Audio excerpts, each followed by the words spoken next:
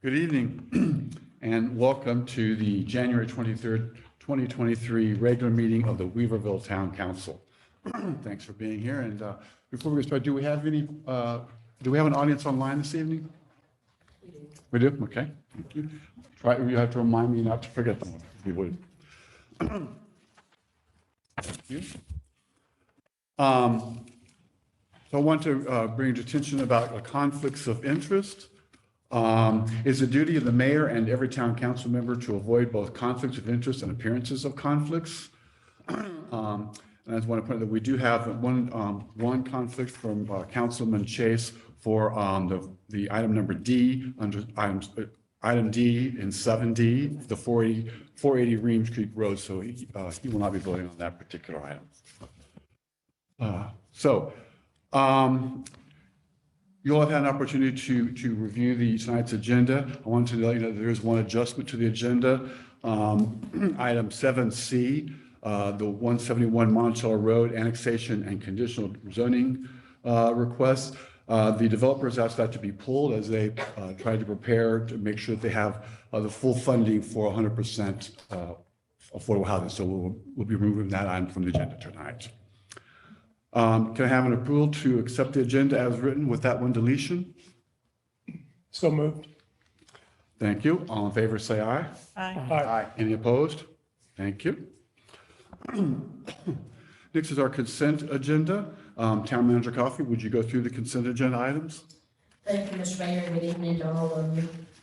Beginning on page 3, you have the December 13, 2022 minutes, followed directly by the December 19, 2022 meeting minutes. And then on page 8, you have January 17, 2023 minutes. Beginning on page 17 and several pages there, you have the monthly tax report. We are at 80% as of end of last month, which is where we would typically be at this time of year. On page 22 and page 23, you have a budget amendment, and this is for police department and specifically for ABC store distributions for alcohol education and prevention, as well as just overall ABC law enforcement. Page 24, you have another budget amendment. This is for the recreation complex. We've received another $96.02 in donations. Brings us a total of roughly $45,000. And so these funds, as you know, are going now towards the recreation complex. And then finally, the final portion of the consent agenda is your budget calendar for the upcoming budget year. It's hard to believe we're already there. The first budget workshop is proposed for Tuesday, April 18. You'll notice that that the way that I have these laid out for you for approval are in basically following what we have done in the past, which is scheduled budget workshops during your regularly scheduled workshops for the months of April, May, and June. Obviously, you can add any additional workshops that you would like, but this is the proposed calendar for us to approve today. Okay. That's all the consent agenda, Mr. Mayor. Are there any questions for the town manager? Seeing none, is there a motion to accept the consent agenda? So moved. Thank you very much. All in favor, please say aye. Aye. Any opposed? Thank you. The consent agenda is approved. Manager Coffey, if you would continue on with the town manager's report. Certainly. The first item, the town manager's report begins on page 28. It's 28 and 29 of your agenda packet. The first item there that I want to bring up to you is the strategic plan update. We are our strategic plan, which was developed in 2018, went through 2022, 2021, or 2020. Which may be 20 and 21. So we are a little late in updating that. The mayor and I have spoken, and I believe he will be in touch with you to talk about when we might schedule that, whether you want to do that on Saturday morning sometime, how you would like to go about that, doing, having a retreat to update your strategic plan. Citizens Academy, I'm happy to say we're starting a new group of folks attending the Citizens Academy, beginning February 9th. I counted today, and I have approximately 20 here. I had 2 people drop out, actually moving away. So we actually have 18 as of right now. That's really a good number for us as far as space-wise and taking folks into our apartments. And so we can handle some more folks to attend if you have folks that have not applied yet. If you want to let them know to send me an application pretty quickly. So we are getting ready to start that soon.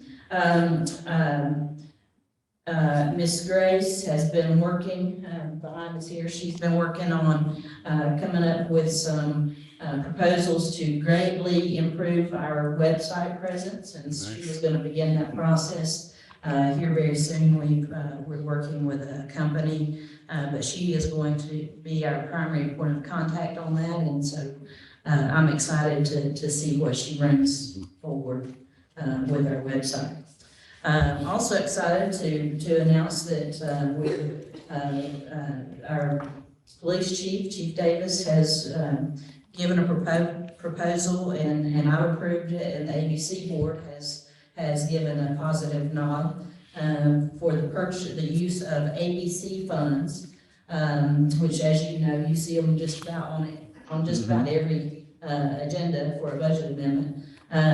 Those funds have accumulated to the point that a car can be purchased, and he has proposed the purchase of the town's first all-electric vehicle. It happens to be a Mustang Mach-E, very different from Andrew's. A little quieter than Andrew's. More of an SUV platform, and so we're looking forward to getting that in place, or getting it, all the equipment installed. And the police department is actually, unless Chief Davis has changed something, is actually going to install the charging system in the garage downstairs.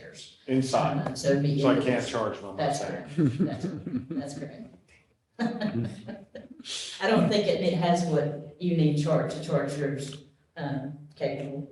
But I do want to commend Chief Davis for taking this route and being forward thinking and going and looking at all electric vehicle. The fire department is also doing great things. Chief Harris came to me in the very beginning of his employment and there's basically some lapsed salary funds available because he's still reviewing the structure of staffing. So there were some lapsed salary funds available to be used from the deputy chief position, and asked that he be able to use those funds to take his department through a very much a hands-on process for strategic planning for their department. And I felt like it was really good timing for that with the transitions that we've had in that department. So appreciate Chief Harris taking that initiative. So that'll be forthcoming. You'll obviously get to see that and be presented to you, and you will get to learn what we've learned through that process. Audio system improvements, and more good news here. We actually have worked with a couple of different folks to get some proposals to improve our audio system here in council chambers.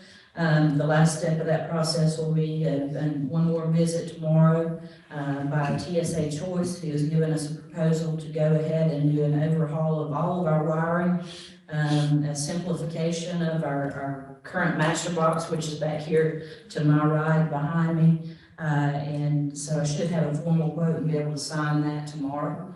And they'll begin working, so hopefully that will eliminate a lot of the problems that we're having on occasion where we walk in and absolutely have no system. So I'm thankful that we do have our system working tonight. Knock on wood. And finally, just to let you all know, that February 1st through the 3rd, I'll be at the City County Managers Conference in Winston-Salem, and I'll be available to everyone, but just wanted to let you know I'll be out of town for those couple of days. That's all for the manager's report, Mr. Mayor. Thank you very much. Are there any questions for the town manager? Nope, good deal. Our next agenda item is general public comments, and no one has signed up to speak this evening. So we'll move on to the next item. So item 7, discussion and action items. First up is John Boyer from CDM Smith, who is the consulting company we've hired to do the river reliable yield study. And I believe he is participating via Zoom. Is that correct? Yes, sir. He should be online with us soon. I'm passing around hard copies of the presentation so that you can take notes if you'd like as we go through, and then we'll give you a copy of the formal memorandum after the meeting. Doing this on purpose, or after the presentation of this, doing this on purpose so that you'll pay attention to the presentation rather than the really technical information that is found in the memorandum. Thank you. But it's all, you'll have all the information at the end of this. But Mr. Boyer should be with us. Mr. Boyer, are you there? Can you hear us? Yes, I'm here now. Can you hear me? Yes, not real well, but we can hear you. Okay, I will move the mic closer and try to speak up. Okay. Good evening. My name is John Boyer. I'm an engineer with CDM Smith. I apologize. I could not be there in person today. I had a prior out-of-state commitment that couldn't be changed, but I appreciate the opportunity to speak to you today about the reliable yield study that was performed for the Ivy River. Yeah, we can't hear him. Mr. Boyer, can you move the microphone closer or turn your volume up or something? Yeah, I've got it as close as it can be, but give me 1 second. Let me see if I can. That's better. Better. Is that good? Good. That's Okay. much better. Stereo. I'm not sure what I did, but I'll try not to touch anything. But it worked. Good. Okay, again, I appreciate the opportunity to speak to you tonight. If you want to advance to the next slide. I've broken up the presentation today in 4 parts. We're going to talk about the objectives and why we did this study. We'll summarize the approach, touch on the results of the study, and then give an overall summary. Next slide, please. So the reliable yield study addresses 2 questions, primarily given the past hydrology of the Ivy River watershed, how much water can the town depend upon to be reliably available in the river? And then the second question we wanted to address was, does this value change when considering plausible future climate trends and their impacts on the river and the hydrology in the region? So to start out, I just want to provide a definition of reliable yield. You often hear reliable yield also referred to as safe yield or firm yield, especially when you're talking about how much water you can get from a system that has a reservoir. In this case, the Ivy River is a river. There's no appreciable storage. And we've defined the reliable yield as the expected minimum available flow at the water treatment plant intake location during critical drought conditions. So at the lowest flow that might occur in the river, how much could you expect to be available for withdrawal at the intake location? Next slide, please. So we primarily rely on stream gauge information from the region, and luckily the Ivy River has a stream gauge that's been in existence dating back to 1934. So there's about 67 years worth of daily stream flow records that we could rely upon to develop an estimate for the reliable yield. There's a gap in that period of record from 1973 to 1994, but all in told, there's 67 years of daily records, and that's considered a pretty good amount of flow information that we can rely on. It gives us a fair amount of confidence in the reliable yield determination. To help understand whether there was potential low flows during that time when there was no available data from the Ivy River gauge, we can rely on other nearby gauges, including the French Broad River gauge. And that one is pretty close to where the Ivy River empties into the French Broad River, just slightly downstream. Next slide, please. The top graph in this figure shows the Ivy River flow. Excuse me? Okay, I'll continue. The top graph shows the Ivy River flows dating back to 1934. And you can see that there is a data gap from 73 to 94. You can also see that the lowest recorded flow in the Ivy River was 4.9 cubic feet per second, and that was during the drought of 2008. That occurred in August of 2008. So that's kind of the defining point of our study when it was a critical drought and we had the lowest flow. The bottom graph on this slide shows the daily flows in the French Broad River at the Marshall Gauge, just downstream of the confluence of the Ivy River and the French Broad. And I put this up here to show that there was no comparable low flows during that period when we had a data gap in the Ivy River. So this gave us confidence that the lowest flow in the Ivy River likely occurred in 2008, not during that period when there was no data available. Next slide, please. Some of the other data that was used in this analysis includes the town's current and historic monthly demands, and then other withdrawals and discharges that go to the Ivy River, primarily the Mars Hill wastewater treatment plant discharge, which is relatively small, certainly less than 1 million gallons per day, more on the order of a 10th million gallon per day. That is to Gabriel Creek, which is a tributary to the Ivy River, just upstream of the gauge, but downstream of the Weaverville intake. Other information that's used in this analysis is the drainage area of the watershed at the gauge location and at the intake location. And then when we looked at climate projections, we used global climate models and those projections of temperature and precipitation patterns to make a determination on whether future climate may have an impact to the hydrology and to river flows. Next slide, please. Some of the important assumptions and considerations. First and foremost, the water treatment plant intake configuration in the river channel is sufficient to capture all available flow even during times of extremely low flow. That's an important assumption of this analysis. So we're basically saying that whatever flow is in the river could be captured by the intake location.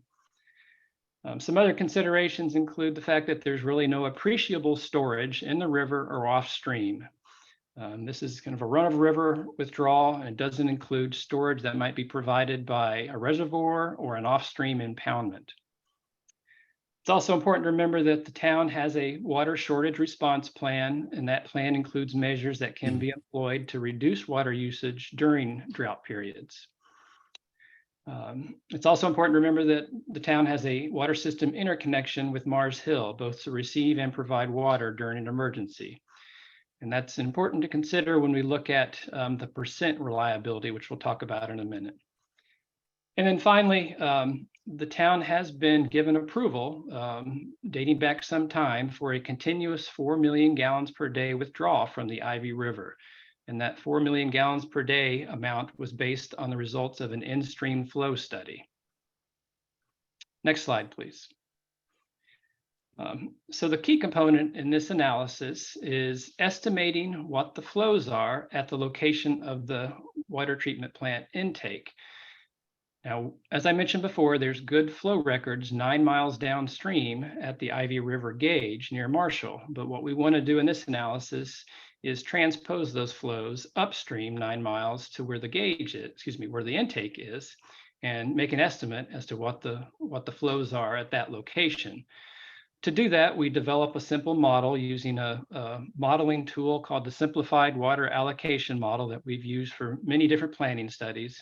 And it's basically just an accounting system. It allows us to basically unimpair flow, so account for discharges and withdrawals that are upstream of a gauge, create a headwater flow, and then let the model calculate flows as it comes downstream and give us a calculation of flows at the intake location. Next slide, please. So after doing this analysis, we focused primarily on daily flows. We had daily flow records from the Ivy River stream gauge. So we focused on a daily analysis to determine what minimum flow is available for withdrawal 100% of the time, and that is 2.6 million gallons per day. We also looked at different levels of reliability. So 99% of the time, there's almost more than, or a little more than 3 times more flow available at the intake location, 8.7 million gallons per day. And then 95% of the time, there's 12.8 million gallons per day of flow available. In addition to looking at the daily analysis, we also looked at it on a monthly time step, which basically uses monthly averages for flows. And those numbers are quite different, but we looked at those numbers because we wanted to have a basis for comparison when looking at the climate change. And I'll talk about that in just a second. When we do the climate change analysis, it's not,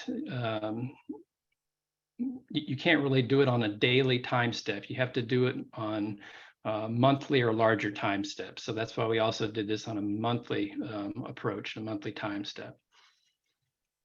We recommend, though, focusing on the daily analysis and using that 2.6 million gallons per day as your reliable yield number at the intake location.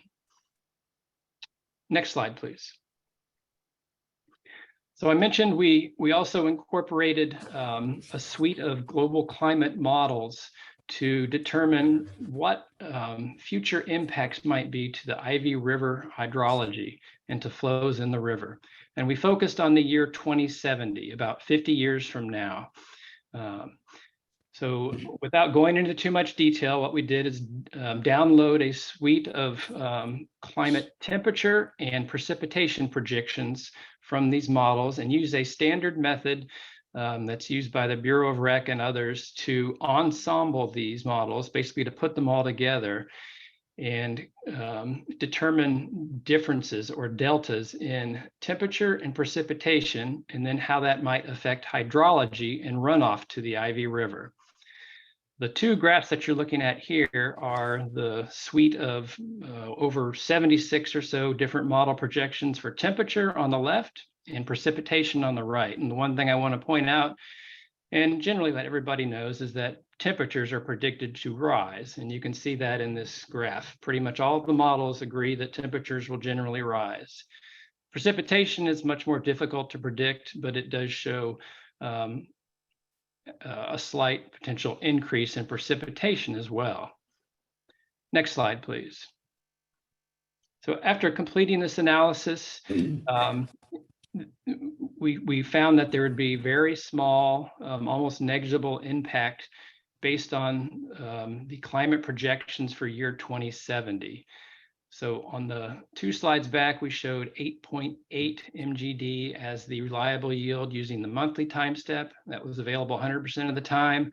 With the future climate conditions included, that drops only slightly to 8.6. So that basically tells us that there's really not expected to be a whole lot of difference given the global climate model projections for year 2070. Next slide, please. We also did one additional comparison to look at a low flow statistic called the 7Q10 flow. And here we were interested in wanting to know how much water passes by the intake under low flow conditions, both with a withdrawal in place and without any withdrawal at the intake.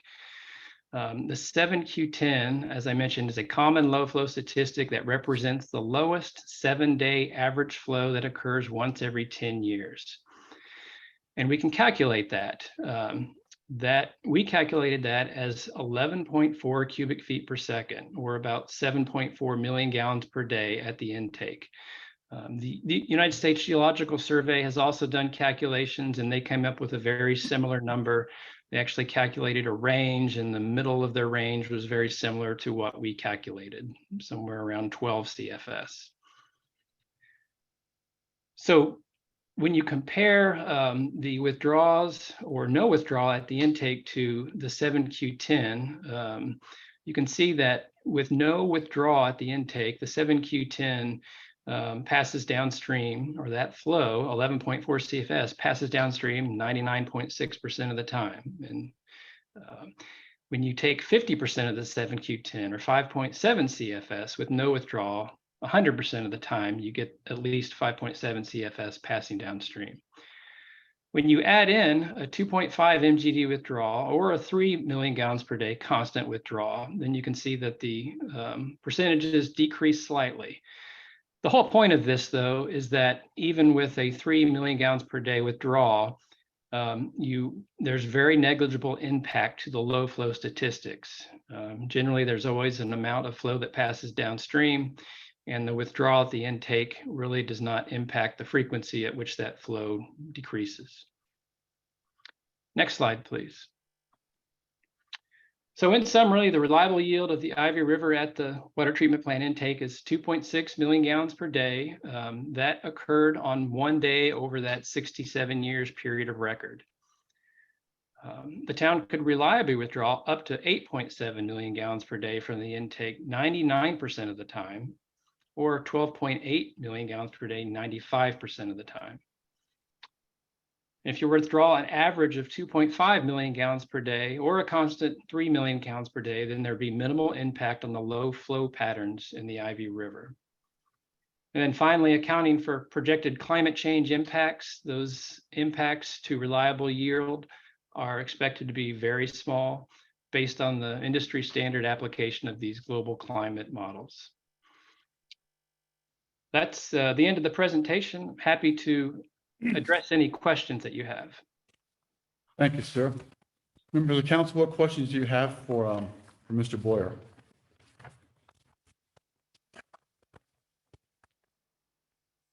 I know it, earlier when we had discussions around water, there was some discussion around where the stream gauge is today and has been relative to where our plan is in the intake and the fact that they were separated.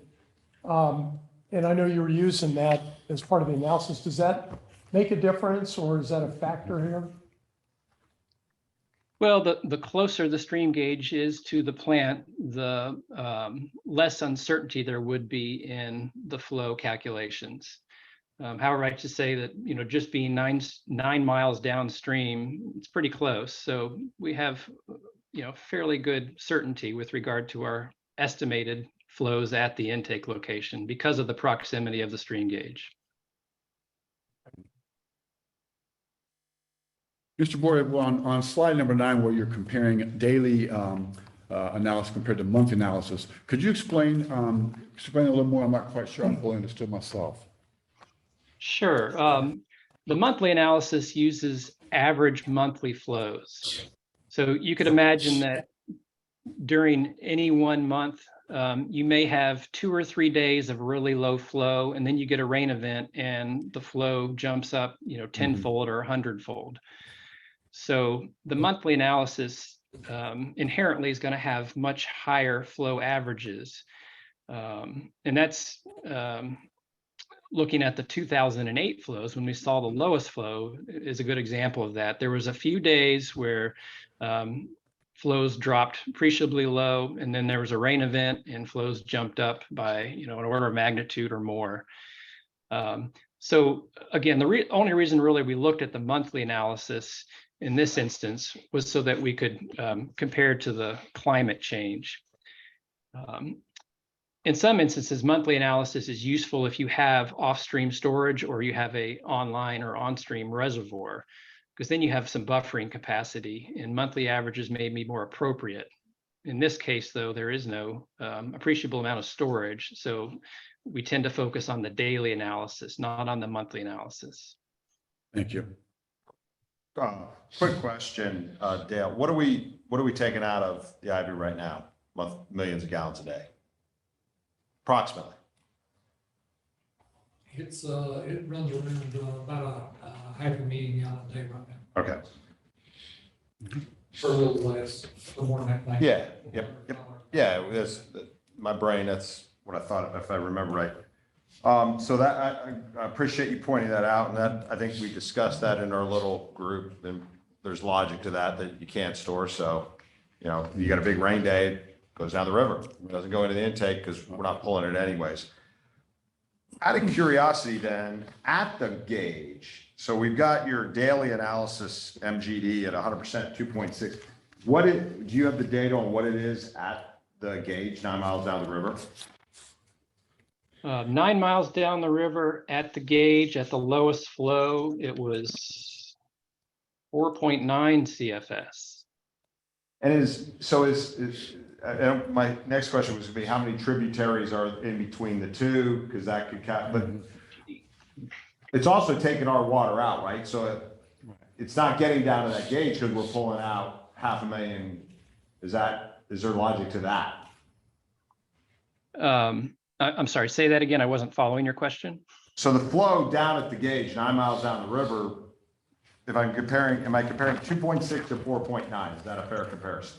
Well, I gave it to No. you in different units, actually. In CFS. 4.9 is cubic feet per second. In million gallons per day, it would be 3.2 roughly. Okay. At the Yeah, gauge. I couldn't do the math quick enough. Okay. Okay. So the difference between the 3.2 downstream would be tributaries that are between the two, and then does that take into account the 400 to 500,000 that we're actually taking out? Correct, yes. Okay. So it accounts for that. It accounts for flow coming in from Mars Hill wastewater treatment plant discharge as well. So, yeah. So, and I know nothing about water, and 9 miles sounds like a long ways to me, but it's really close, as you pointed out. You know, they're Right. very similar. Yeah. The Thank you. drainage, okay, I was just No, gonna go say, ahead. the drainage area to your water treatment plant, so everything upstream of the intake is about 112 square miles. The drainage area to the gauge is, I think, 158 square miles. So there's roughly 40 square miles more water contributing to the gauge location than there is to your intake. And that's what accounts for the difference in flow primarily. Thank you. I think Mr. Nail asked the questions. Oh, okay, good deal. Any other questions while we have Mr. Boyer available? Quick question here, just above the Ivy River stream gauge in Marshall. Is this blue line another water source coming in, or what is that? What page? It's on the first page here, this one. Yeah, that's the Ivy River. It's Oh. just out of the Oh, okay. appears part It of this just 9 it miles. curves a lot. Couldn't see it on the map, thank you.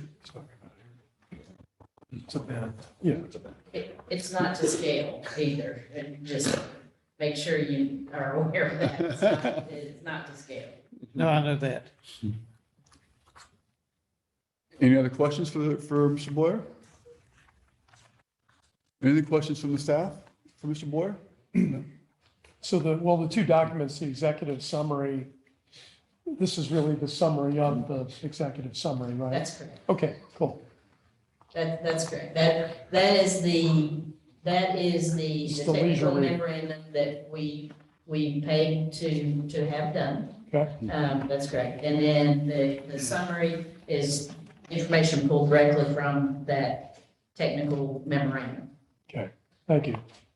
I think there was someone in the audience that had a question. Do you have a question or a comment? Okay.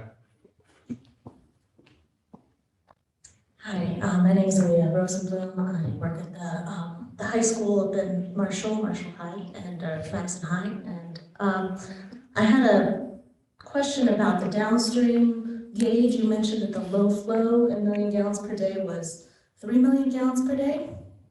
Is that, and you reported in CFS, but then converted it to million gallons per day. Can you just verify that?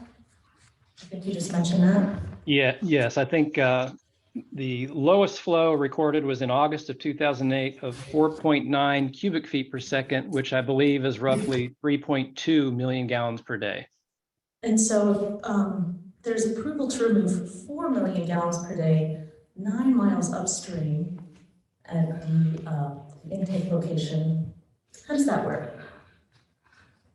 This already accounts for what we already are pulling out. Right. Right, but if there's only 3 million gallons per day in the river, 9 miles downstream, how do you withdraw 4 million gallons of water house, understand. But we wouldn't because there is a, if we were going, this was the one You have point. approval to do that by the. We do. You are. We do. So I'll let is that- somebody does else that answer it make because I sense to you? understand it, but. Then we would have the, why would, this was, study was quite a long time ago, so.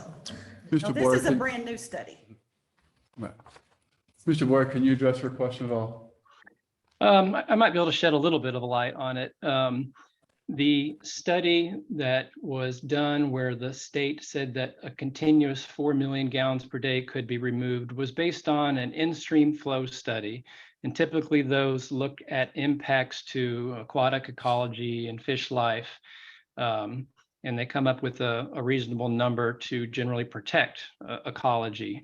And I can't speak to the specifics of the study that was done in the Ivy River, but generally that's what they do. And these studies recognize that, there are times when flow may drop below a particular threshold that's protective of aquatic ecology. But those drops are typically only for a short period of time. And that factors into the withdrawal threshold that they've assigned. So while flows, may get low, they may drop to zero at some time. You just never know. They generally come up with a threshold that's, protective of in-stream flow needs and ecology, because they recognize that it doesn't happen that often. And that's, again, why we're presenting reliable yield, 99% of the time and 95% of the time, because there's always times when flow may drop below a level that's protective ecology, or even below what you would like to withdraw from the river. And we have a drought protocol, and I Right. think state That's right. regulations don't allow us to take up to maybe 40% of the allowable in a drought condition. You're in the drought So there's conditions. Safeguards in place. Exactly. Yeah, we've also put in a backup water source since we started this process.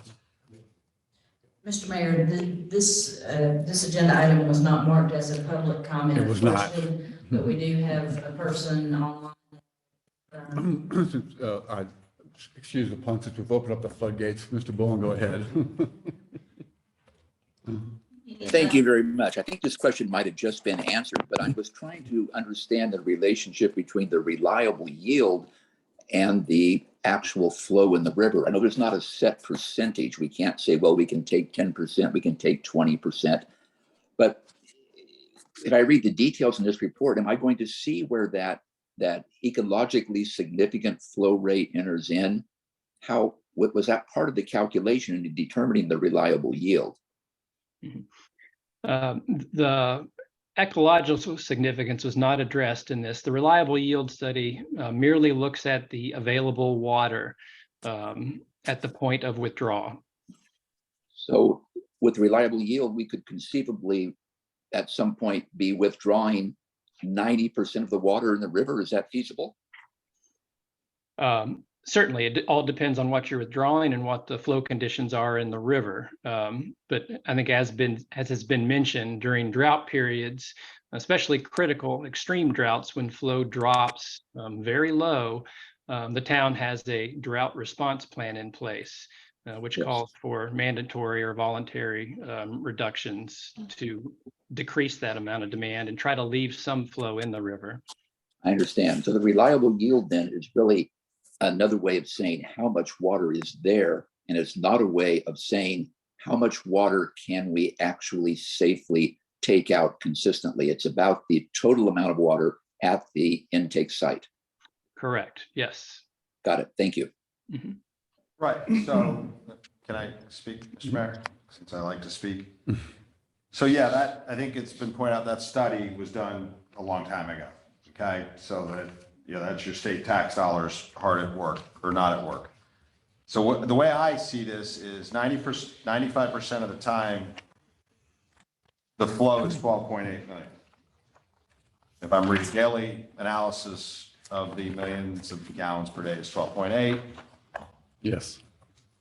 95% of the time, we're not, because we don't even have the facility to do it. We don't have the need to do it. We're taking out 500,000 gallons a day at the most in a ballpark. So I can do my brain math, and that's divide that into 12 is 25 times less than the water flowing 95% of the time. And to your point, sure, there'll be days you can't pull anything out because the river comes to a dead stop. And then when it's flowing at 30 million gallons a day, we don't store it and we can't pull it out because we're not even pulling out 500,000 gallons a day. So not having storage, and that was part of this study, and appreciate staff doing what we had wanted to do, which was we were frustrated and struggling with the measurements downstream.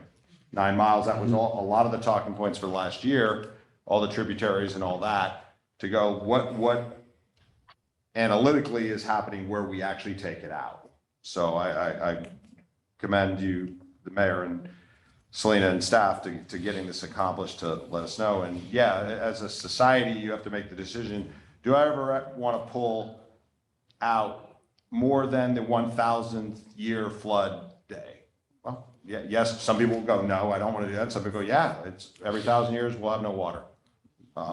Or we're going to drain it all out and next week we won't have any water. So I believe in numbers, and I was a little, surprised at these numbers and a little bit happy about it that, analytically, I don't know that we aren't draining the Ivy River right now. No. Any other questions for Mr. Boyle while he's present?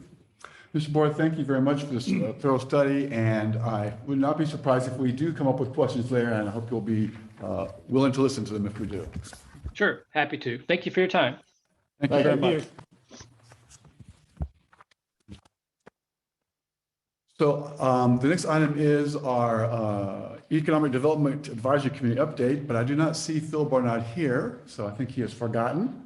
So we'll just we'll bump him up to next month or something. Okay. Item 7C has been removed, deleted from tonight's agenda. So we're moving on to item 7D, which is the action on annexation, R3 zoning, and water supply for project at 480 Reams Creek Road. Attorney Jackson, can you bring us up to speed? Yes, Mr. Mayor, Town Council, good evening. This is an action item for tonight. You have heard your public hearings on the annexation and the R3 zoning request that has been submitted for this property, 480 Reams Creek. It's about 17 acres. And you've heard from the planning board, you've heard from the public. It's now actionable. It's now on your desk for potential action. There is a proposed ordinance that I have drafted that would see to the annexation and R3 zoning, should that be the inclination of town council.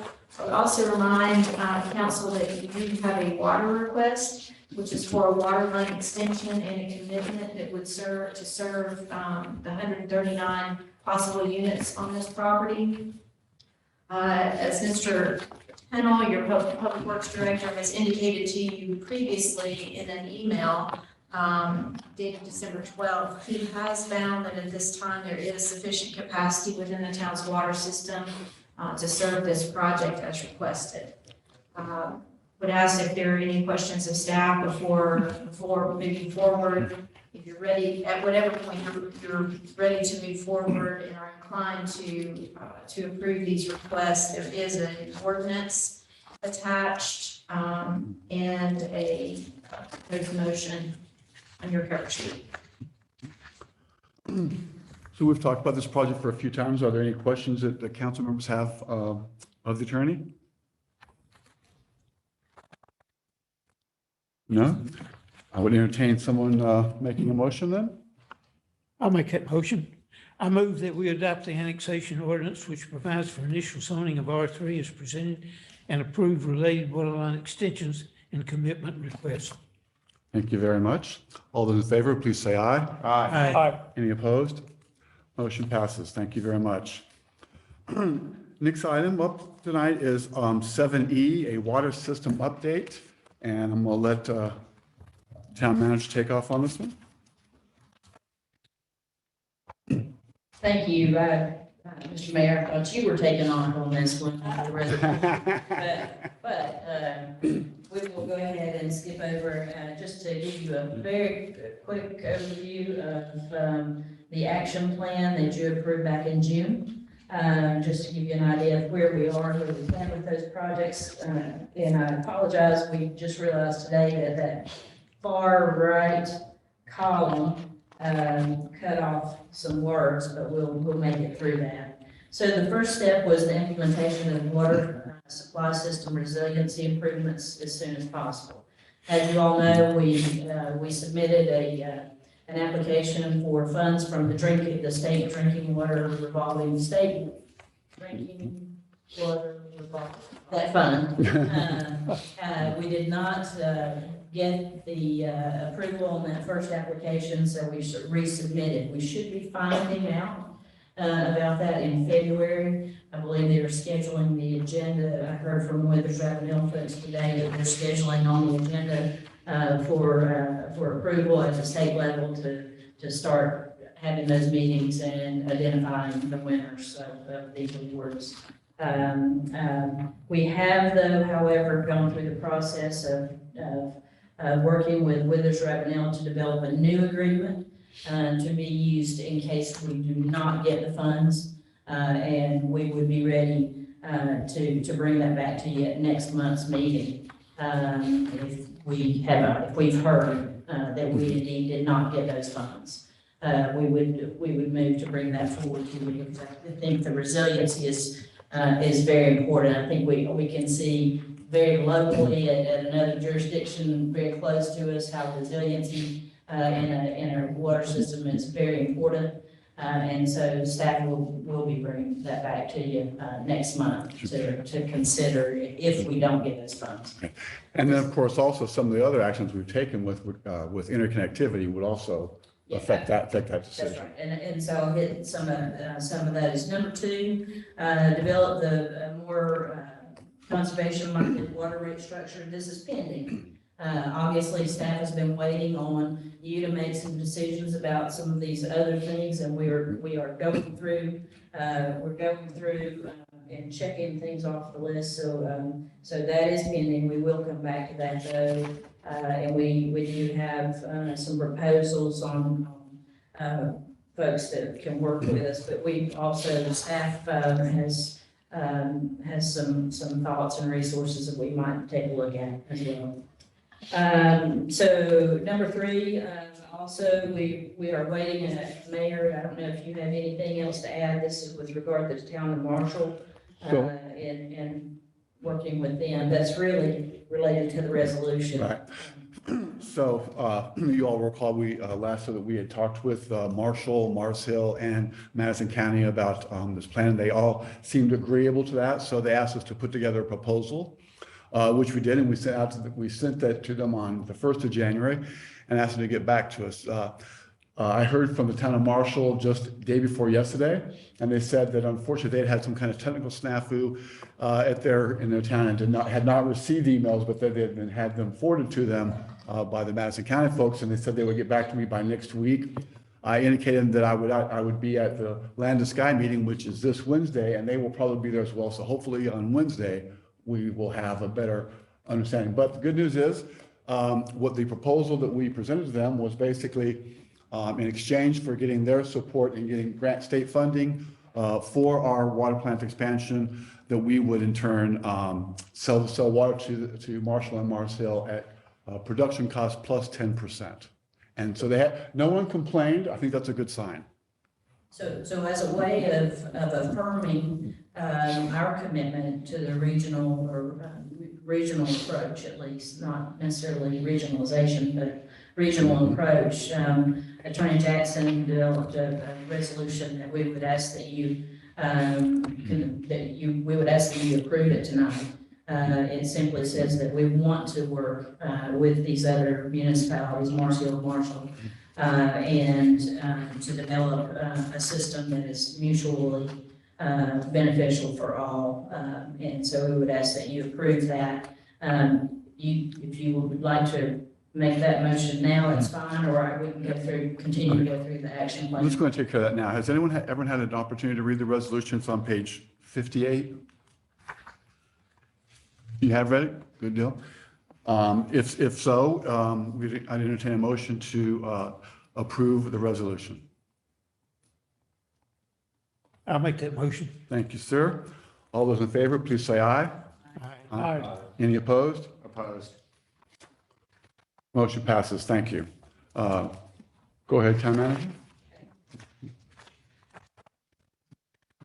All right, so then we go to page 60 of your action plan there and agenda. Number 4 is to establish a water line connection with Mars Hill. We're happy to say that is complete. We have checked that off of the list. As you all know from previous meetings, we do have a bi-directional source of water there with Mars Hill, and we've signed the interlocal agreement with them, so that is in place, and we continue to be thankful that we have that supplemental emergency water there. Excuse me, let me just say emergency water, not supplemental water. Number 5 is to connect with the town's water system with Woodfin. We've had a number of meetings. We have been somewhat stymied in this process because Woodfin Water District has been searching for a new executive director. They now have someone on board, Brian Goldstein. We do have a meeting scheduled with him as well as the former executive director, and so our thought is that we continue down this process. We don't see any obvious bumps in the road in this area, but we'll keep you posted as we move along. And just to say that, so the previous director there, Joe Martin, had agreed to all this, but since he got a replacement, he felt it was important to involve a new person. So that person's been informed. We don't anticipate a problem, but it's just a delay because of a staff change. And the former executive director got a new person in place and went on vacation, so that's put us behind a little bit. Yes. So the next item, the next section and action steps that we have checked off as complete are those related to the interconnection with the city of Asheville and their water system. And as you look through the action steps there, you'll see and recall back in November at your meeting, you did make the decision that you did not want to continue forward with looking into an interconnection with the city of Asheville. Although it might have benefited them to do so, but. And finally, let me skip number 7 and go down to number 8. And this is, we just added this because this is something that I believe that was $29,800 well spent. I think CDM Smith has done a fantastic job in which you've had time to read the technical memorandum. It gets more into the technical issues as you might expect. The overall PowerPoint sermon is just the big picture of what the memorandum tells us. And so we added that to the action plan because we felt like the reliable yield study was a very important step in this action planning process. And so going back to number 7, I think at this point in time, what staff would like, and for you to consider at least, or give us is to give staff direction as to how you would like for us to proceed going forward. We have gone through the steps that we need to go through. We do have the Woodfin, we need to iron the Woodfin interlocal agreement out. And then we need to circle back after all of this to the conservation-minded water rate structure. But at this point in time, we have moved on everything that we could move on. And so I think at this point in time, it's where the rubber meets the road and town council starts deciding where you would like for staff to go next. And I think that, the things that we've done so far in the recommendations for our water plan, that we've certainly have found supplemental water and ways to make to improve our system. We have not found a significant enough other water source to replace it. So I think that the town council probably needs to consider, do we expand the plan? Do we probably need to consider that as early as next month? Any thoughts about that? What's the plant capable of pulling out roughly again? Right now, 1.5 billion, And what are we pulling out? 0.5, 0.6. So we are taking a third out of the existing capacity. So as I said a year ago, when the price tag went to $13 million, we don't need it. You know, spend 13 million bucks. I know it takes 9 years to build. So now I'll do the math, $1 million average. I'm always putting you on the spot, Dale, and I apologize. Average Weaverville user of residential user, 120 into $1 million. Okay. Weaverville's gonna be as big as Asheville. That's what we're, you know, so I appreciate all the efforts you put into in doing, and that's why I voted no because it's 7. 1 through 6, I commend you for following. I'm very pleased with all those other opportunities. I still, you know, I'm glad CDW did this. You go, great. Or they say there's more. We don't need any more. We're using 1/3 of what we can pull out right now. So that means Weaverville's going to be big if we're going to pull out 2 times. So, But you do understand, we have, Mr. Nagel, I know you understand this. We have commitments that take us up to almost 80%. And once we reach a certain point, the state requires that we move forward. And you've been on council now for, this is your 2nd or 3rd term, so you know we've been talking water for at least 5 years. And so I think the point has just come around that I'm very happy with this new study, because the old study was 30 years ago. And so now we know that even with the projection to get us to 2070, or another 50 years from now, that even with climate change expected to be the craziness that we all are seeing with everything that is projected and the growth that is projected in this area, I'm still on board to move forward with the water expansion. Mr. Jackson? For Dale, up on item 5, we know that it's going to take a number of years if we go ahead and approve to expand the water plant. I've heard different numbers, but somewhere like half a dozen, 5 or 6 years. The last I heard with the connection to Woodford, that could be done in a relatively short term. Therefore, my question is this: if we were to proceed with building the plant, and if we were to get the arrangement with Woodford to get water, when we have that supplemental water, can that be used as our available capacity, even though it's not our plant? In other words, we've got this capacity now, but if we get the supplemental, regardless of where we get 500,000 or 250,000 gallons a day, can we use that as the capacity we have? If those groups. Bill, while you'll come up to the podium, we need to make sure that folks are hearing the answers to these questions.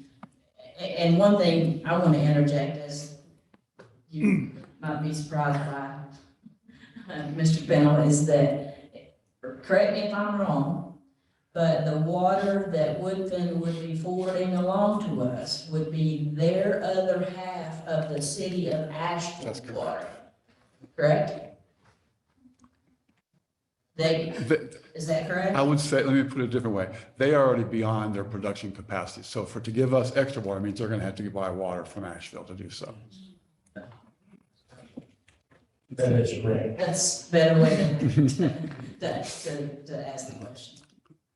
Now, if Councilman Jackson, if you're saying right now, we have permission to pull 1.5 million out of the river, or we want to expand the plant to boost that up to 3 million out of the river, then the question is, given the entirety of our water system and where we need water, it may be that we can use Woodford water, water bought from Woodford, to supply water in one area, and it may be that more water treatment plant capacity is used to supply the North Malcolm area or up the Green Creek area. So it would be useful for us to be able to have all that water available to supply water where and when and if necessary. Well, what I was really getting at, of course, if we have opportunity to have projects to come in, and we said we're already at the 80% level or whatever, then this would be kind of a stopgap measure, because we could get that water in 12 to 18 months.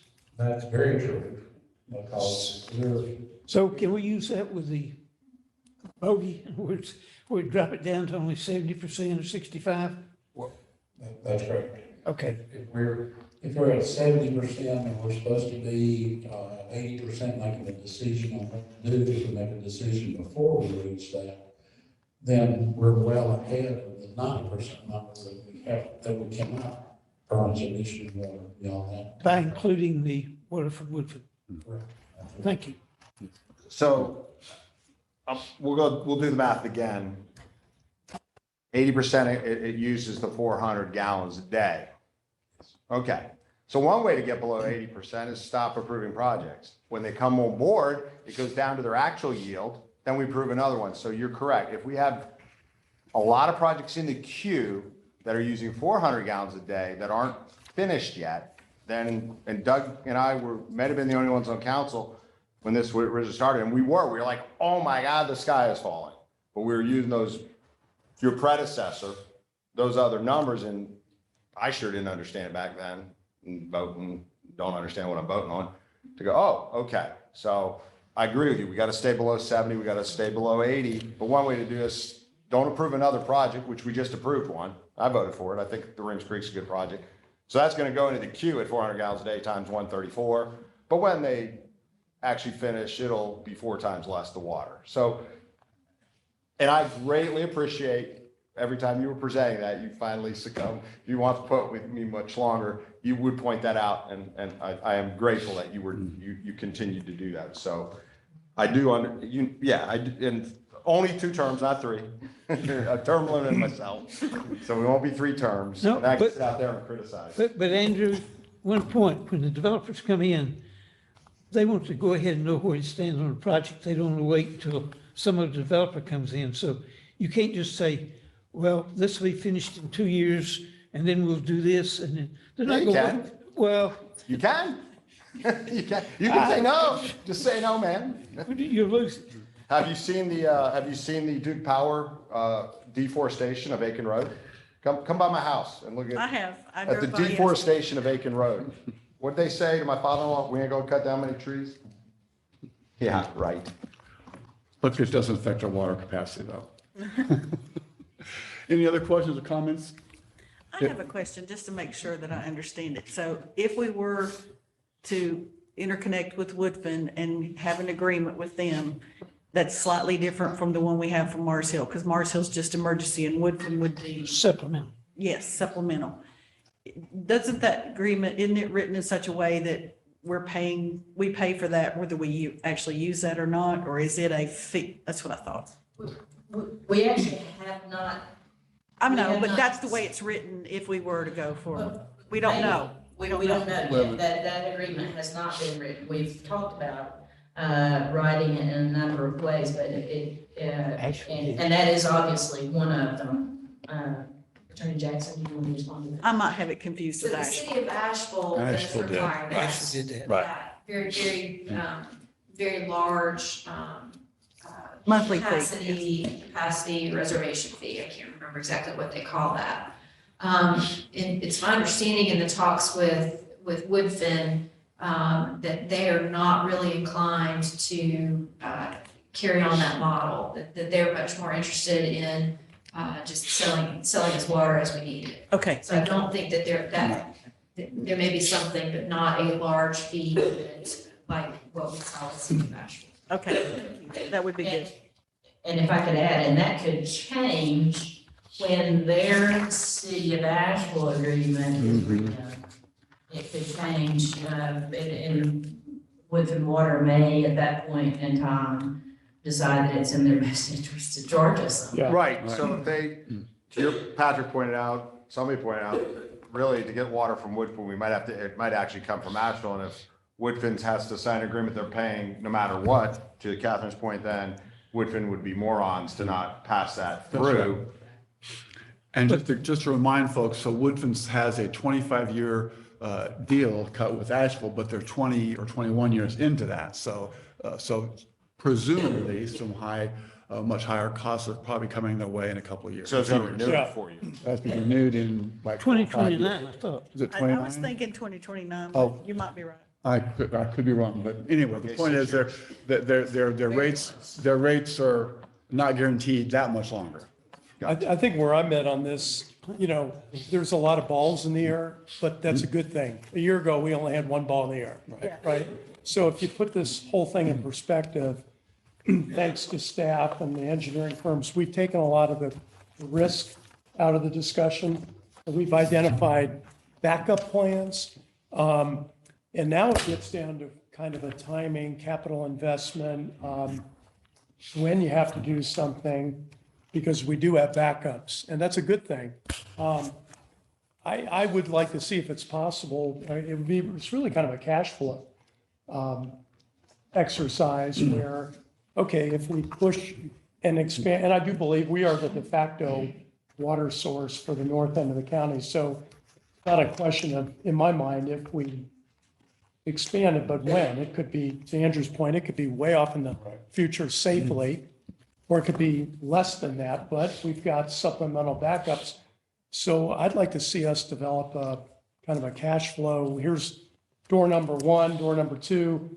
Here's what it looks like if we keep kicking the can on that, but we exercise our supplementals, and what does that actually look like versus, you know, I wouldn't want to make that kind of decision winging it, so to speak. Well, what we wouldn't want to do is put our eggs all in the Woodfin Asheville basket and live through the Christmas that some of our neighbors have lived through in the last 3 weeks. That would be Sure. terrible. Yeah. Put your egg in that basket. I see that as a stopgap measure for about 5 or 6 years if we approve the plan. That's what I see. Yeah, and it would be nice if we were dealing in actual flow, but unless we get our representatives to change up, we're always going to be doing that. Bump it up by 4x, back it off 3x, right? But we can build that into our assumption.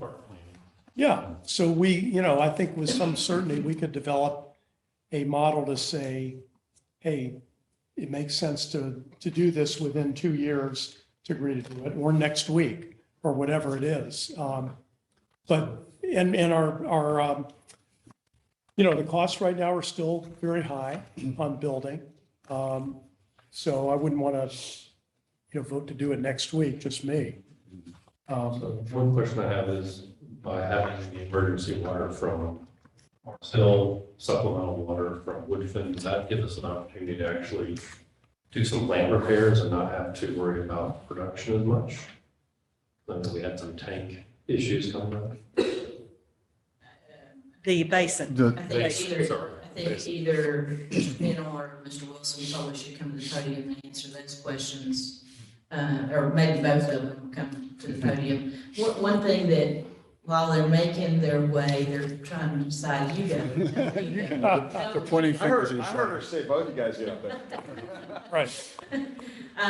One thing that I want to say to Vice Mayor McKenna is, we have started that foundation of what you're looking for. Okay, good.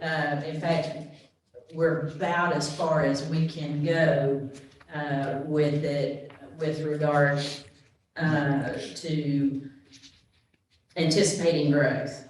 And growth is going to be a big part, obviously, a big part of anything we do with the water treatment plant. But Jennifer and James, attorney,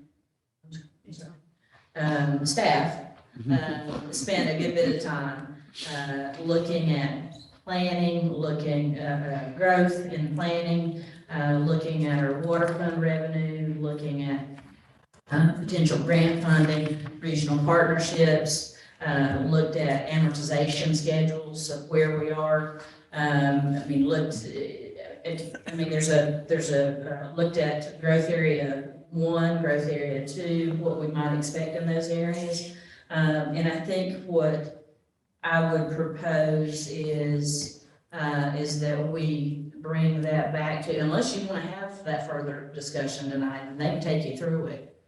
We can do that. We just had not planned it, but we wanted to have it in our back pocket in case the question came up. But it's a good 2 1/4, more than that, 4 pages. So can you send that to everyone, then that way council members could digest not only that, but also the details of the study we received tonight before next month? I can. It And- might raise more questions, though, sending it out, cold Didn't have it Okay. explained. than explaining it. What, are you prepared to explain it? Very quick explanation of it. Or is this a workshop agenda for next month? I mean, Do we have time for do- the workshop I next? think our work. We have a workshop next month may- scheduled, but we don't know if the bike ped folks are going to be prepared. We're not sure, we might have that one planned out already. Well, maybe we could, Budget. And then it's budget. well, maybe we could do two of them at once.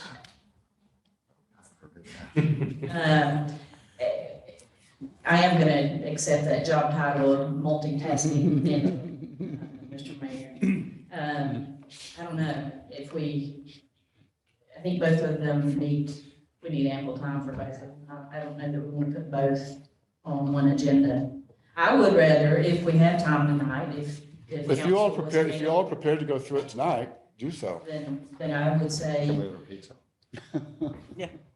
I mean, they don't have to spend a whole lot of time. They can just basically take you through it if does that sound okay to everyone? Okay. Yes.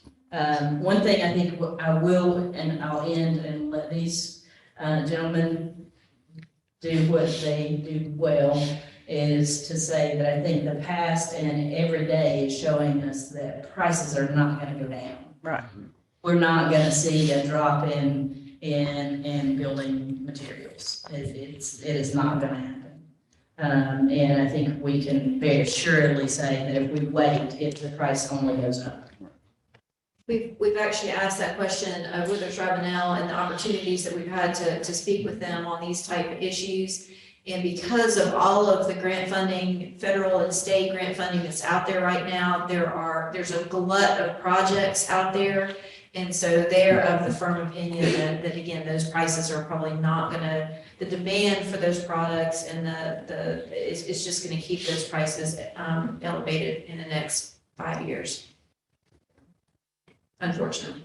Yeah, we can't hire tech people from Google to build water plants. If you all will go ahead and answer your question. Do you remember the question now, guys? It's been a while. The basin was the water. Very brief way, the repairs that are needed on the existing water plant can only be done when the new expansion is completed, so we completely shut down the old side of the plant and use the new side of the plant for production while we make those repairs. Thank you. So Attorney Jackson, can you take us through y'all's study that's in progress? Give us one moment, we're actually going to do some screen work to get it up on the screen, so, because we don't have copies for everyone. All right, while you're doing that, why don't we just,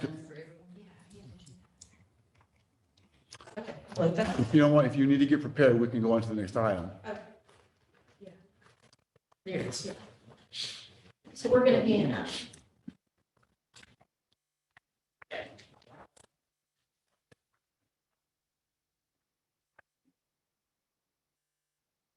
So this is a collaboration between Finance Director Dozier and Mr. Pennell and Mr. Eller and myself, just trying to pull it together in anticipation of some questions that you might have in the line of, can we afford to do this project? And so you've got oh, it's already up. Let me get my copy. So there are, this first set,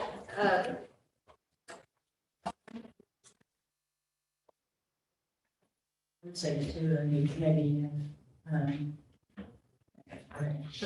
I'm gonna shoot Ms. Dozier and I need her help on some of this. So the first set of, first thing that we kind of looked at is what are the funds that we have control over and what can we control? And so we do have some ARP funds, $1.2 million worth that we actually do plan to come back to you with a plan on that money general plan on that money, probably at your next meeting in February.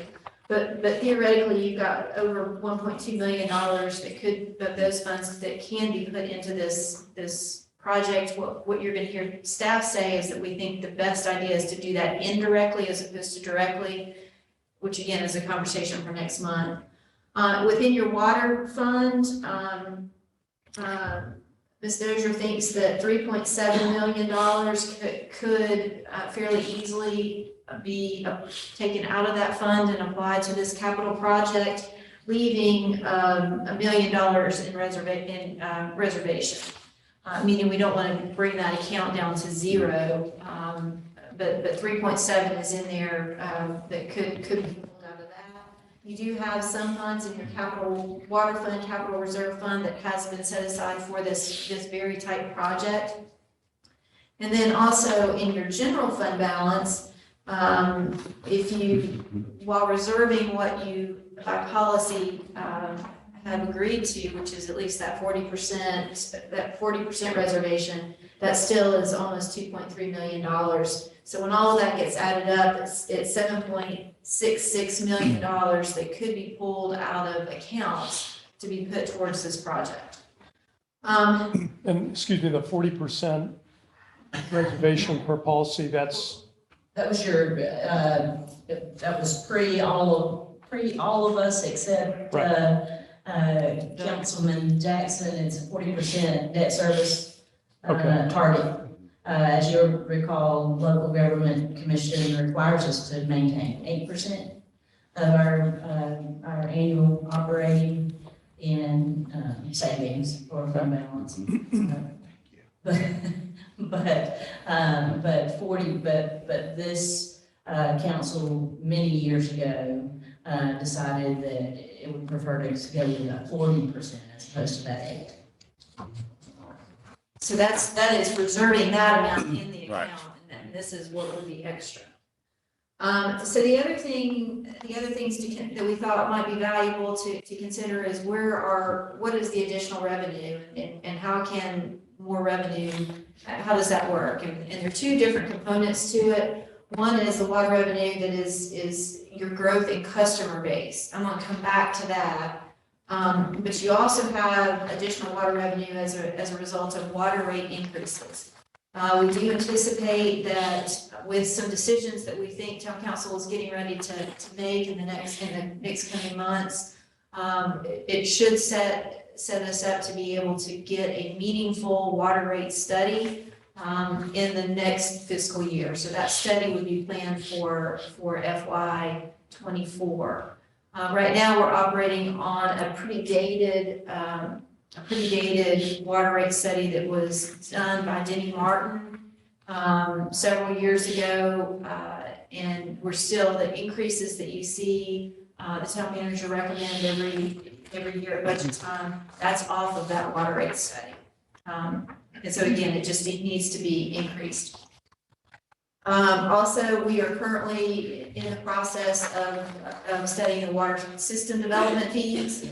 So that's to be determined, but again, you are charging them now, and we do anticipate that the study will allow you to continue to charge those should you wish to into next fiscal year. So those are to be determined. Reduction in annual debt service. The original bonds were refinanced in 2015, 16. And so we've got our current debt service in the water fund. There are two components to it. One was that original debt. That is due to be fully paid in 2030. And I think that there's an opportunity to pay that off early, beginning in 2028. 27. So again, there's right now about $200,000 per year is in that debt service. So that is theoretically money that is already budgeted in your current operating budget for debt service that will roll off and could theoretically be used for additional debt service in 7 years. Growth in customer base. If you look at the next page,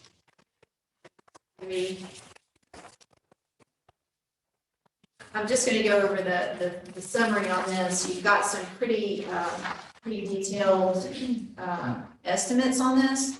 We were trying to take the water commitments that you currently have, meaning the customers that haven't translated into paying water customers yet, but the projects that are in the process, looking at those commitments, and then what is a reasonable amount of growth that could be seen in all of your growth areas.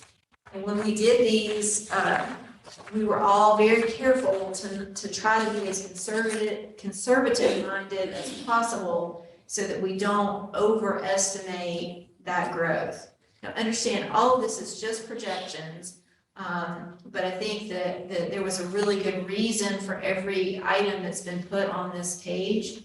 But the long and the short of it, we currently have 387 residential units committed.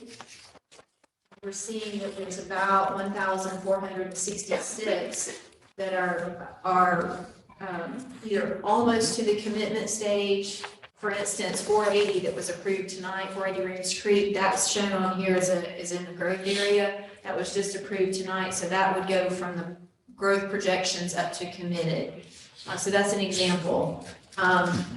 But when you take those total residential units and you take a conservative annual water payment for an in-town residential customer, Finance Department has calculated a conservative figure on that is $430 per year just in water revenue coming to us. When you multiply that out, you're at $796,790 at current water rates. That could, over a period of years, come in and be available for debt service or operating. You know, I'm dying to ask. I'm biting a hole in my tongue. Is that at 400 gallons a day? No, that's This is current. it. Oh, This is so it. we don't use it now. I love government. It's current, it's real. Right. It's actual. I'm being a smart ass. Okay, well, And this doesn't, I know. this also doesn't take into account the water rate structure I'm going up. It's gonna go up. revision. So back to page one, we do have some grant funding that is sort of in play. We've got the resiliency projects that our application is pending, should hopefully hear an award in February. We have theoretically, we might have some legislative funding through the regional collaboration that's happening with Marshall and Marcel and Madison County. Those are all, those are unknown, so those are not listed in here. One thing that I thought might be helpful is just looking at sample loan amortizations and different amounts and just to sort of see what a debt service payment might look like.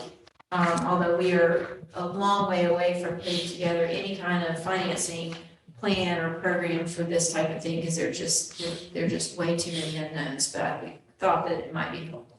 Yes, sir. On page one, could I ask a question here?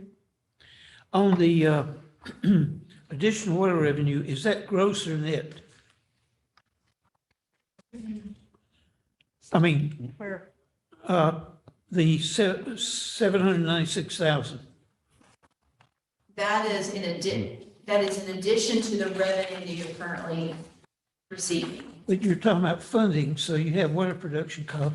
Am I reading it wrong? This is structure. This is gross. Gross, okay. Yes. Yes. So on potential usage, I appreciate the revenue side. I'm kind of focused right now on potential demand. So the last page, the 1466, that's like if all the upside projects that we envision today were to happen, then there'd be and including what we're committed to, 1466, so that's about 1.5 million per day, right? Gallons per day, because we're doing about 100 per unit? Or am I off on You're that? off by 0. So what Oh, we, yeah. Yeah.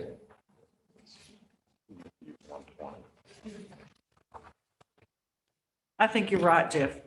Okay. It's 175,000 176,000, gallons per day. using 120 Okay, so the 1466 on the back is units. translates to, let's call it another 200,000 per day. Combined with where we're at today, 500. So everything on the sheet, if 100% of it happened and Woodfin didn't quote unquote compete on any of it, we would be at 700 of usage, right? All right. So until all these projects happen, if they do, at that rate, we would still be fine on our current capacity. So a lot of this gets down to, correct me if I'm wrong, when future development beyond everything on this page occurs, and does it all happen, and does it all happen with us? Which gets back to the timing, really. Well, let me ask So, this question. Wonder how long it would take to actually do everything on the sheet, which I appreciate. This is a great kind of crystal ball, but how long do we actually think it would take for that to occur? 10 years? Well, 5 most of these years? people, when they come into planning, they tell us 4 to 5 years. They ask for 4 years. And that's all we've usually given them in the past, but sometimes they ask for an additional year because of all the supply chain issues and the getting the labor workers to come in. So like the one behind Walmart, when they first came in, they asked for an additional year on their permit. James can answer that question better than I can. Don't they, isn't it come like a 4-year permit or something and then they ask for more?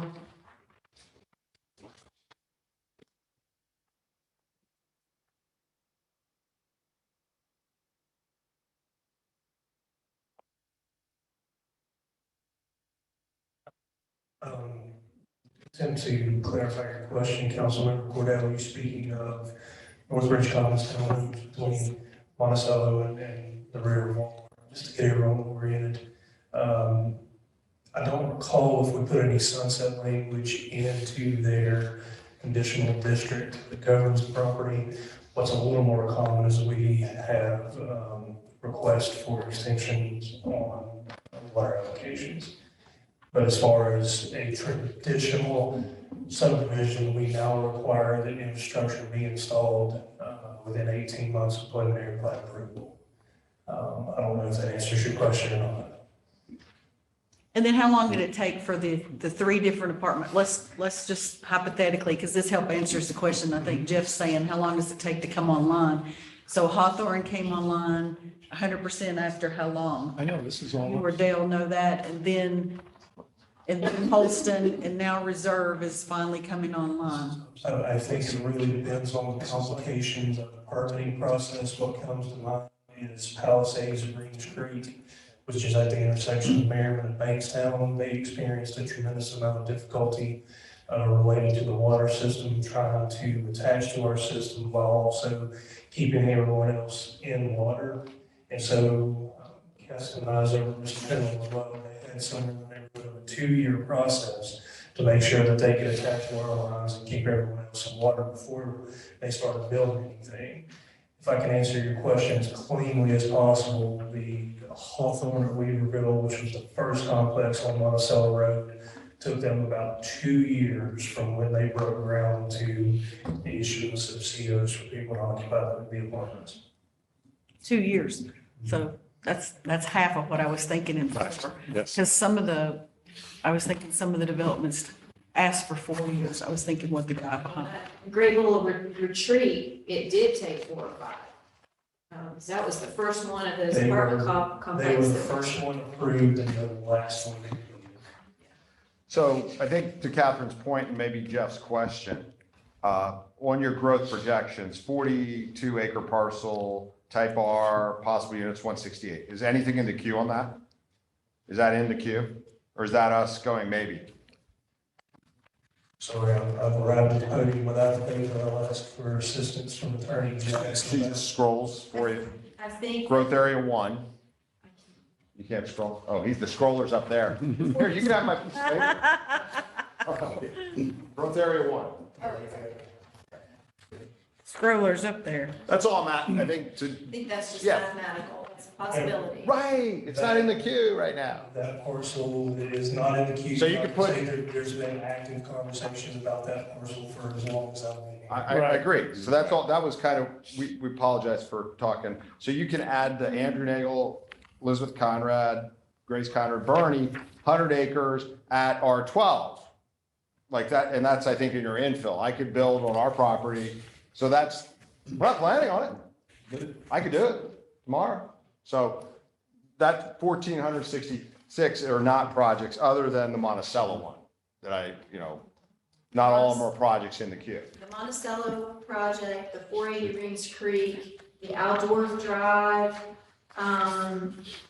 Right, so we can do the map and go, what's really in the queue, what's not. those are Right. certainly in the queue.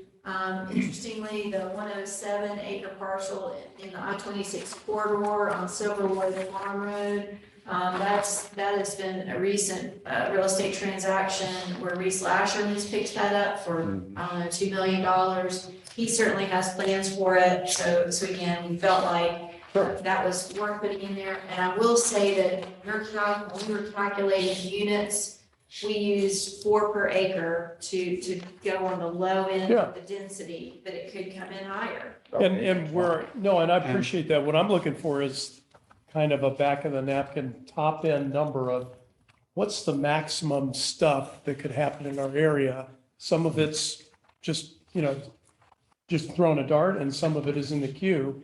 And if it all happened within 5 years or so, what does that translate to in capacity? And because so far what I'm hearing is, whenever all this happens, we're still at 700,000, which is 50% of our current capacity. So for me, it's like a timing issue more than if. So I'll say this was designed to be on the conservative end because we were trying to conservatively estimate the dollars. So I think what I'm hearing you say is let's maybe go back and add to that more of the maximum to really see at what point do we less for the money, but more for the capacity. We'll make the dollars work because we're a very conservative calculating group. I'm not worried about the cash flow at all. I'm more worried about what's the potential number of units and realistically how quickly do things come online? And are we looking at a 15-year runway or a 5-year? Because I don't want to guess at that because it's a lot of money. It's, do we spend 15 million next week or 15 years from now, right? Well, 15 years from now, it'd be 45 million. And also, you have Well, to keep true. in mind too, that these growth projections are only based on projects that we know of today. Right. And there's a lot more come to us probably over the next 5-year period. So these numbers are never going to be real accurate. They're just going to be a projection. So what I see is basically 7.6 million right off the bat. And then if we got a 15-year loan for 40 years at $750,000 debt service a year, the potential revenue covers that. So we're in a good position right now. Right. I would say that might improve with a little bit more time as those numbers go up.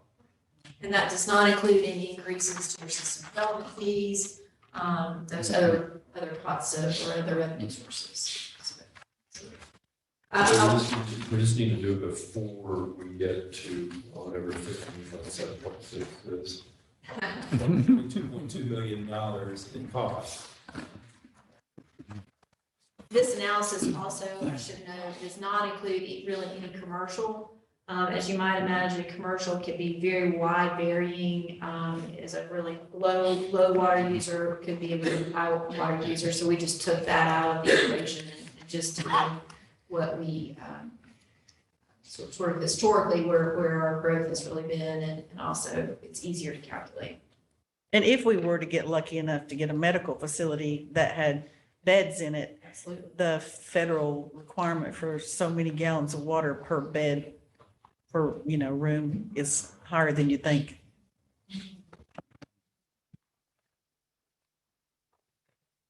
Okay, this is helpful, very helpful. Thank you. Yeah.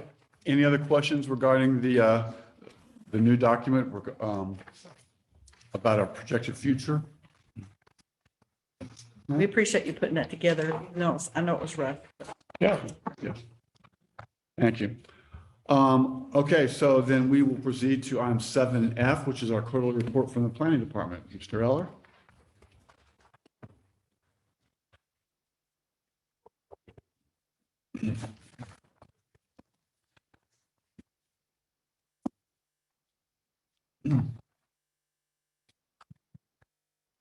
So I would like to begin is to call your attention to a couple numbers approximately in the middle of the page, specifically the number of permits that were issued in 2022 compared to the number of permits issued in 2021. You'll see that there's been what appears to be a significant reduction.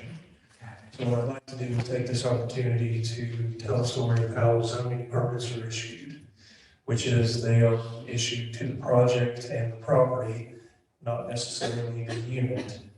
What I believe these two numbers represent is the change in type of dwelling units that are being constructed in town, rather than the lessening of the number of dwelling units that are being constructed. And how I would just drive home that point again is the project that's here tonight, the 480 Range Creek, came in at, I forget the exact unit count, but it was over 100. There will be one zoning permit issued for that property. Right. Right almost right beside that, the new Anglers Chase subdivision was a 21 lot, single family home subdivision that would generate obviously 21 permits for the construction of 21 individual units rather than one project on the property. So that's a lot of inspiration I wanted to share with council. There's been a tremendous shift in the type of building unit that's being constructed in town rather than a reduction. That being said, I'd like to take the opportunity to thank our friends on the planning board and the board of adjustment who are kind enough to come out and spend some nights with us and provide council with some good work as well. Happy to answer any questions anyone may have of me at this time. Any questions for Mr. Eller? Thank you, sir. Proceeding on to item 7G, our co-report on finance from our finance director, Tanya Dozier. Good evening, Mayor and Council. We are halfway through the fiscal year, so I have my second tonight. On page 66 in your agenda, you'll see the revenue analysis. Revenues continue to trend upward, which is always a good thing. You'll see in most cases we are higher than the previous year's second quarter and slightly higher than the budget, which is where we like to be. Just an item of interest that's not on the chart because interest income is not a significant source of income for us. Just to give you an idea of what's happening this year, last year, FY22, we earned about $13,000 in interest. Based on projections during the budget process, we budgeted $126,000 for this current year. And as of December 31st, we're at $150,000 earned. And that's just halfway through the year. So we will have a little extra in the pot from interest income this year. Moving on the next page, is the expenditure. Again, if you look at current year versus prior year, we're slightly higher than the previous year, which tends to happen year over year. Expenditures tend to increase slightly, and then we're also under budget, which is again where we like to be. In the departments where you see the final column, the big yellow, that's our budget. The ones where we're significantly under, those are mostly due to capital projects that either haven't happened yet or capital purchases that haven't been purchased yet. Streets, for example, a paving project is due to begin soon, but no money's been spent yet on that.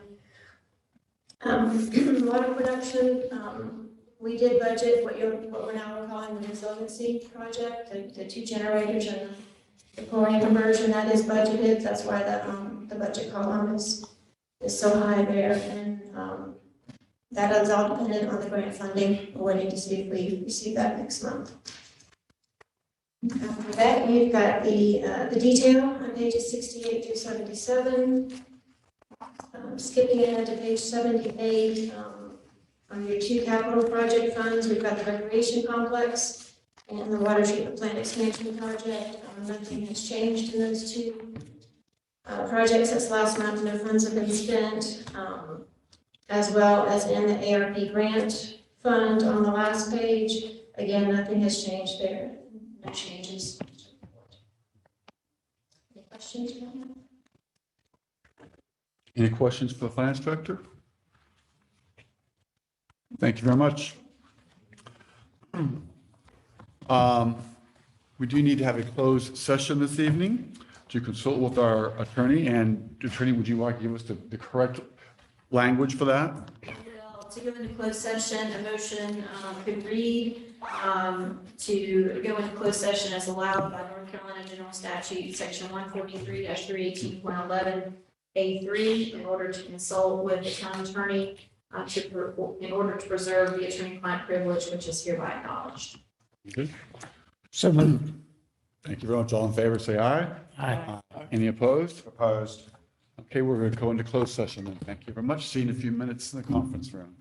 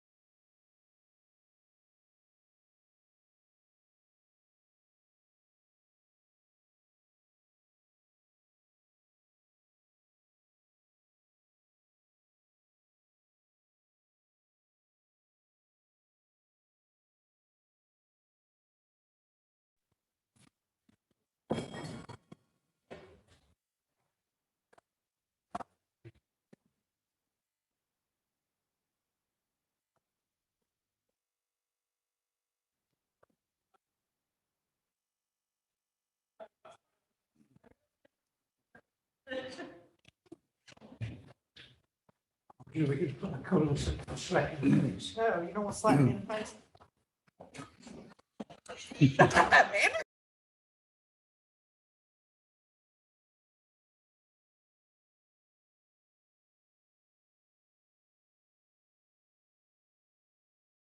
Body tonight, y'all?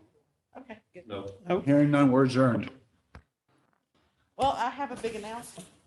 Yeah, what, how big is that?